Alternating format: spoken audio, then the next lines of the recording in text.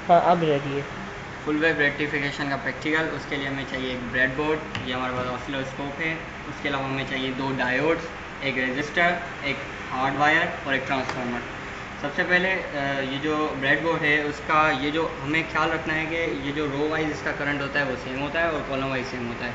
तो ये डायोड होते हैं, इसमें एक सिल्वर लाइन दी गई होती है जिससे इसका कैथोड का पता चलता है, दूसरा साइड उसका एनोड होता है। तो इसके कैथोड एक तरफ लगाने हैं, आप किसी भी होल में डाल सकते हैं, इससे कोई फ़र्क नहीं पड़ता। ये फर्स्ट टर्मिनल हमने इसमें डाल दिया। सेकंड साइड के कैथोड सेकंड साइड के इसमें डालेंगे, डाल दिया। सेकंड डायोड उसका भी इसी तरह से कैथोड एक साइड, एनोड दूसरे साइड। और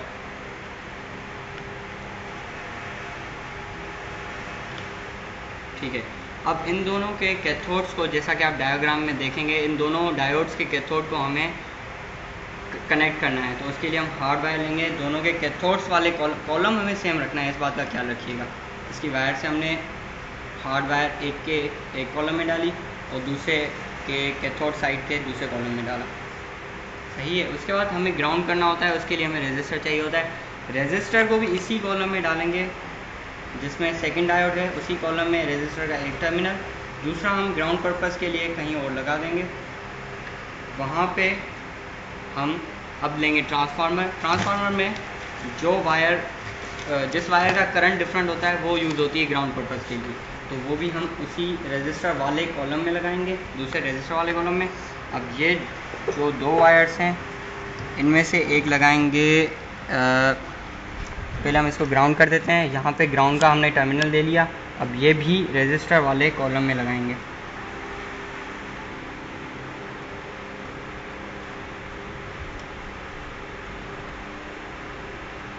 फुल वेव रेक्टिफिकेशन है तो इसका एक जो है हम इसमें एनोड में डालेंगे,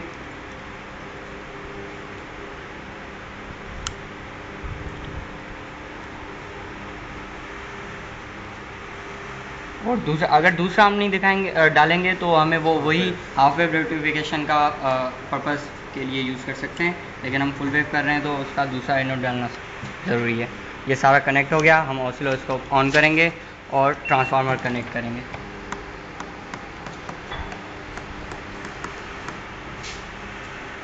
ऑसिलोस्कोप ऑन हो गया है।